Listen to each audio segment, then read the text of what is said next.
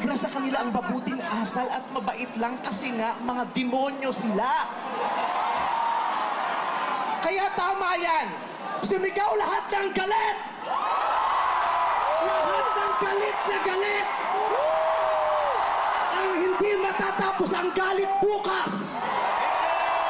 Ang iparirinig ang galit hanggang hindi makulong ang mga putang ina ang magnanakaw! Hindi tayong pwede magalit lang ngayon. Kailangan hanggang bukas, kailangan sa susunod na linggo, kailangan sa susunod na buwan, hanggang umabot ng ilang taon hanggat hindi sila nauubos. Walang mawawala sa atin kasi ubos na tayo. Kaya ang gagawin natin ngayon ay babawi na tayo. Ikulong ang mga magnanakaw. Para sa akin, hindi nga sapat ang kulong. Dapat patayin ang mga korap na magnanakaw. Ibalik ang death penalty para sa mga korap. Para patayin ang mga magnanakaw, ikulong pati pamilya nila. Dapat gumawa ng batas ang pamahalaan para ibalik ang death penalty. Pasensya na po, Father. Alam kong ayaw mo ng death penalty. Ipagdasal mo na lang ako. Ibalik ang death penalty para sa magnanakaw dahil ang magnanakaw, ang corrupt na public official, hindi ko natatawag ng public official, ang corrupt na politiko ay higit pa sa mamamatay tao. Ang corrupt na politician ay higit pa sa magnanakaw. Ang corrupt na politician, ang korupsyon ay higit pa sa terorismo. Ang mga terorista, namimili lamang ng lugar at panahon kung kailan aatake.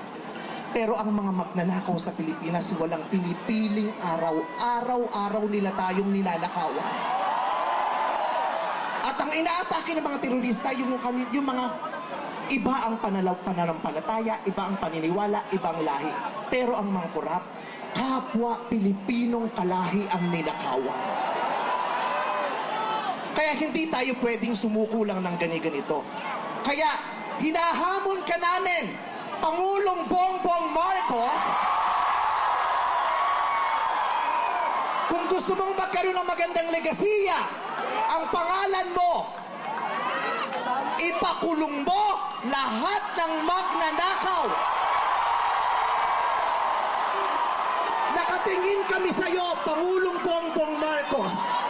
At inaasahan ka namin, hindi dahil sa idol ka namin, kundi dahil sinaswelduhan ka namin at inaasahan namin na tutuparin mo ang inuutos naming mga employer mo. Kami ang nagpapasahod sa inyo, tapos na ang panahon na natatakot tayo sa gobyerno. Takutin natin ang gobyerno dahil ang kapangyarihan nasa sa atin, wala sa kanila. Nakatingin kami sa inyo. Ipakulong lahat ipakulong. Tawiin ang mga ari-ari.